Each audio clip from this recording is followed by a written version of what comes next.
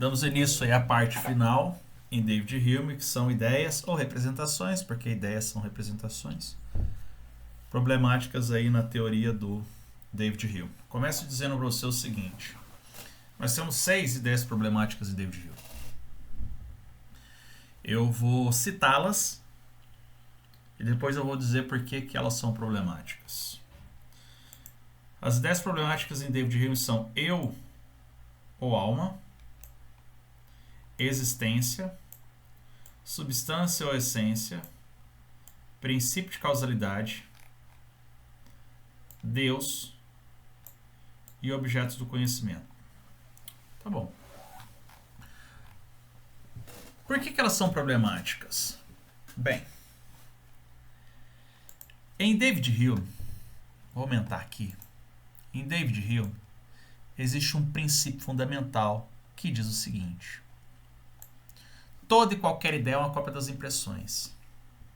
Então, portanto, não existem ideias inatas.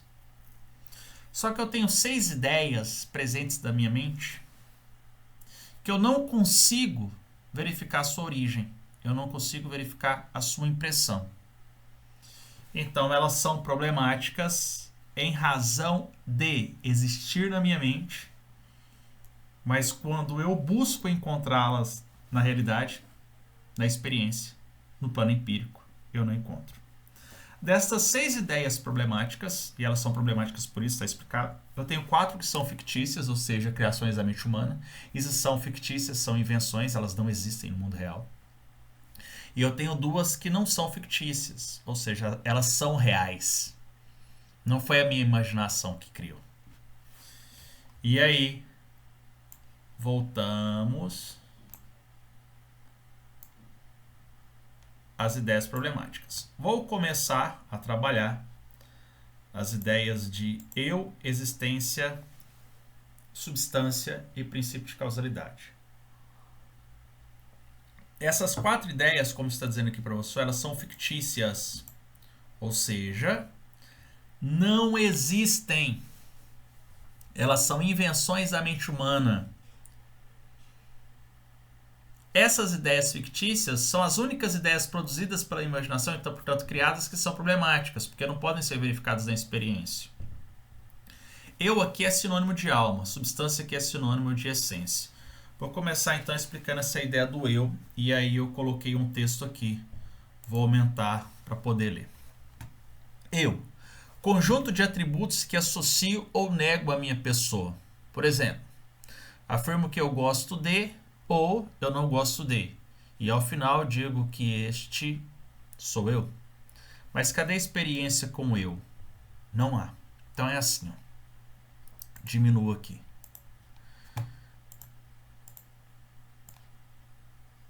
O eu, ele, segundo David Hume, ele é um conjunto de coisas que eu associo a mim ou nego.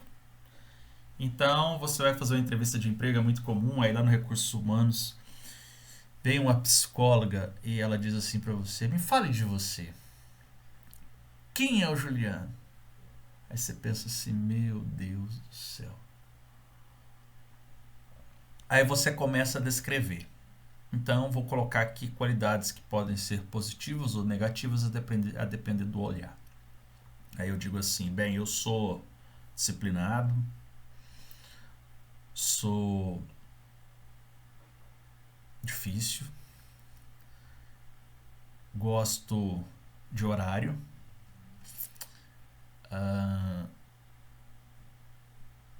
tenho dificuldade com algumas coisas em grupo, gosto de bola,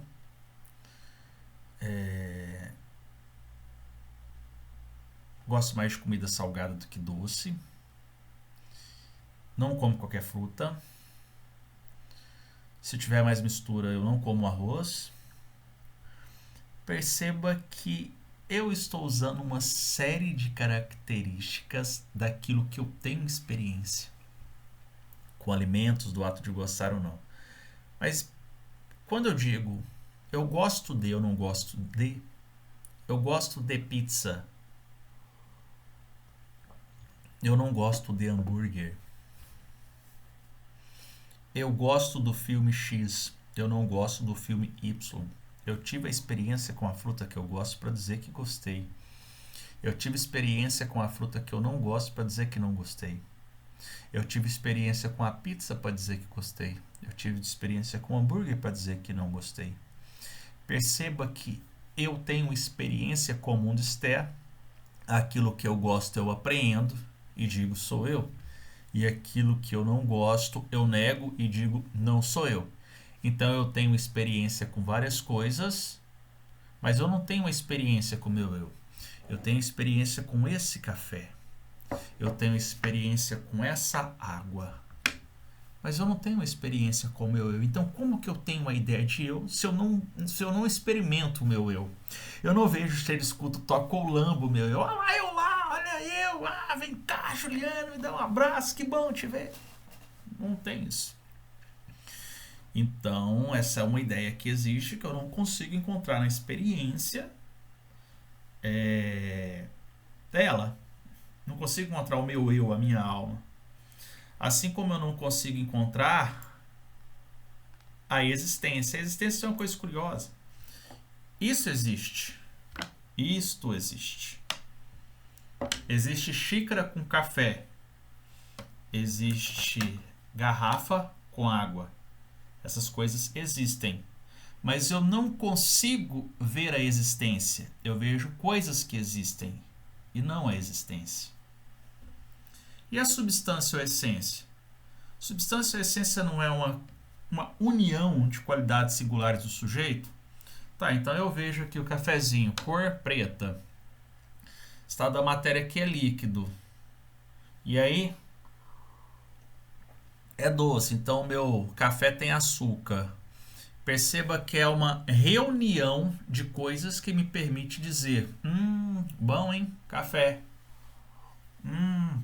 Deixa eu ver isso aqui. Isso aqui não é café, isso aqui é água. Deixa eu experimentar isso aí que você está bebendo. Deixa eu ver o que é. É chá. Então eu tenho a experiência. E aí eu chamo de café, chá e água. Mas eu não tenho uma experiência com a substância. Substância acaba sendo o conceito que eu atribuo à união de elementos que me permite dizer o que o ser é. Café, água, chá. E o princípio de causalidade? A imaginação gera o hábito. O hábito gera o princípio de causalidade, que gera uma sucessão de ideias. Por exemplo, ferida causa dor. Ferida causa dor. Existe um nexo entre ferida e dor. Normalmente, quando eu me machuco, eu sinto dor. Mas cadê o nexo que eu não vejo? Eu associo ferida a dor.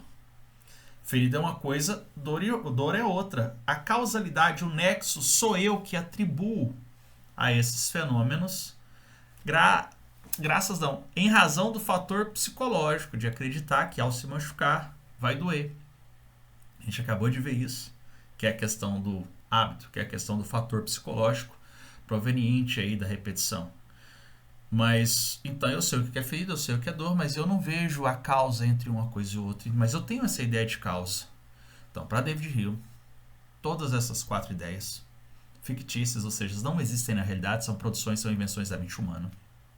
Elas são problemáticas, porque não podem ser verificadas na experiência. Mas existem outras 2 ideias, Deus e o objeto do conhecimento, que não são fictícias, ou seja, não fui eu que criei, elas existem.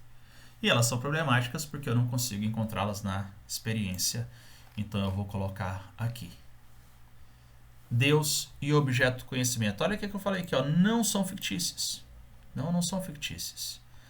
Porque essas ideias, elas existem. Não é uma invenção da minha mente. Mas elas são problemáticas, porque não podem ser verificadas na experiência. Olha o que o Hume está dizendo para você. Hume está dizendo assim: ô meu camarada, Deus existe. Existe independente da minha existência e não fui eu que criei. Mas como que eu tenho a ideia de Deus?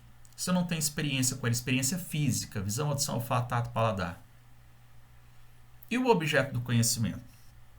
Esse é um objeto que eu conheço. Mas eu não o conheço em si. Eu conheço para si, para mim. Eu não conheço nada em si, da coisa eu só tenho uma sua representação. Eu não consigo conhecer a coisa nela. Do que eu conheço da coisa é aquilo que eu percebo dela. Então, como que eu vou ter a ideia de objeto do conhecimento se eu não conheço a coisa nela, mas aquilo que eu atribuo a ela? Não sei. É por isso que é uma ideia problemática. E é por isso que eu fiz um texto aí super bacana que agora eu leio para você.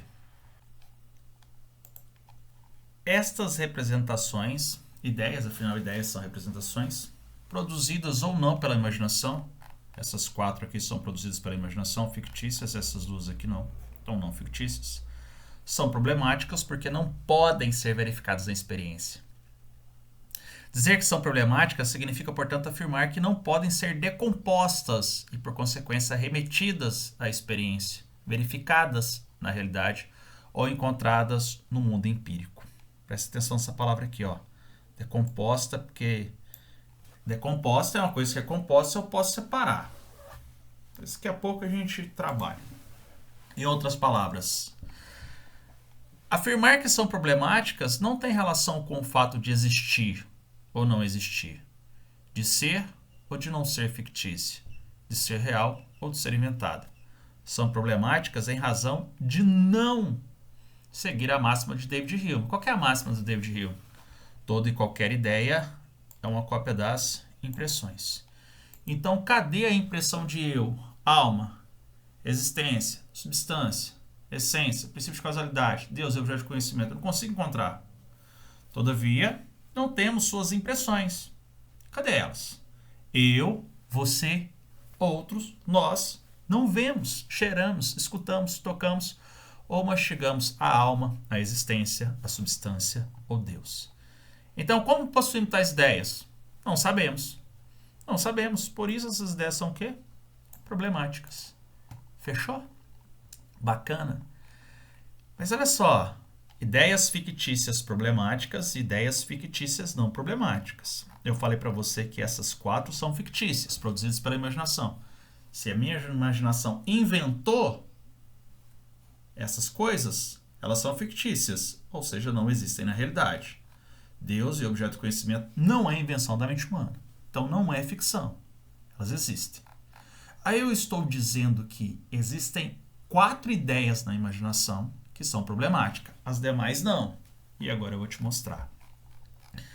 Ideias fictícias problemáticas. Só existem essas 4. E ideias fictícias não problemáticas.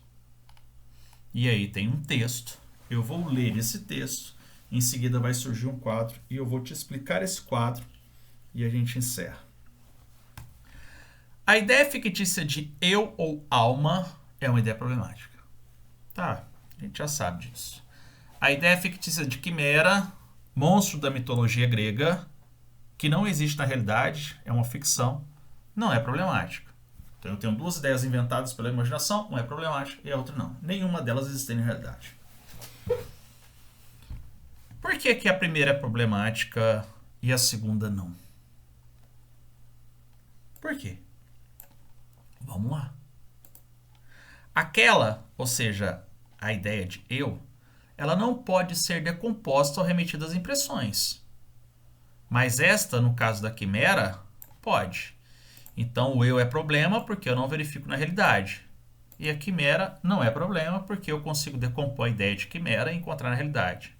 Como? Na realidade, ou seja, aqui nesse mundo empírico, eu não consigo encontrar o eu, ou o meu eu, ou o eu do outro. Em nenhum local eu encontro isso. Eu encontro isso aonde? Impossível. No entanto, eu consigo encontrar os elementos empíricos que compõem a representação de quimera. Vejamos, para conhecer a origem da quimera na mente humana, basta decompô-la em ideias simples. Aqui é a quimera. A quimera, ela é um monstro da mitologia grega, composta por leão, cabra e serpente. Então, eu sei o que é leão, existe no mundo exterior. Eu sei o que é cabra, existe no mundo exterior. Eu sei o que é serpente, existe no mundo exterior. A imaginação, ela vai lá e pega essas coisas, associa e cria o monstro quimera. e essas 3 formas podem ser encontradas na realidade. Se podem ser encontradas na realidade, não é nenhum problema. Então, para conhecer a origem da quimera na mente humana, basta decompô-la em ideias simples: leão, cabra e serpente. Que é a forma, a junção dessas 3 coisas forma a quimera. E em seguida verificar cada uma dessas divisões na experiência para ver se elas existem. Essas divisões existem? Existem. Então, quimera é uma invenção da imaginação, mas não é um problema, porque os elementos que compõem a quimera podem ser verificados na realidade quando eu decomponho aquilo que forma a quimera. E aí eu trago um outro exemplo aqui por meio de um quadro. Coloquei aqui a ideia de alma, problema, vermelho, e a ideia de esfinge, que é um outro monstro da mitologia grega. Ambos são criações da imaginação. Então, ambas são ideias fictícias. Se são fictícias, não existem na realidade. Só que alma é um problema e esfinge não. Por quê? Porque a alma não pode ser decomposta para ser verificada a experiência. Então, eu não encontro a origem da ideia do eu, da alma. Enquanto que esfinge pode ser decomposta. Esfinge é aquela aqui, ó. Ela é formada pela composição do corpo de um leão, asas de pássaro e cabeça de mulher. E eu consigo identificar, na realidade, o leão, asas de pássaros e cabeça de mulher, e descubro como que a imaginação montou isso. E todas essas coisas existem na realidade. Portanto, não se trata de um problema. Beleza? Pessoal, é isso. Estou finalizando com vocês, David Hume. Espero ter contribuído aí com a sua formação e a sua percepção sobre esse filósofo tão importante, que concluiu aí o seu tratado da natureza humana muito cedo ainda. Filósofo que vale muito a pena estudar, porque faz parte da compreensão do mundo em que nós vivemos. Essa coisa de ideias empíricas, essa formação das ciências que nós conhecemos hoje. E aproveita, terminando aqui, vai lá e assiste a aula em que eu resolvo alguns exercícios de vestibular e de Enem. Beleza? Um abraço, meu camarada.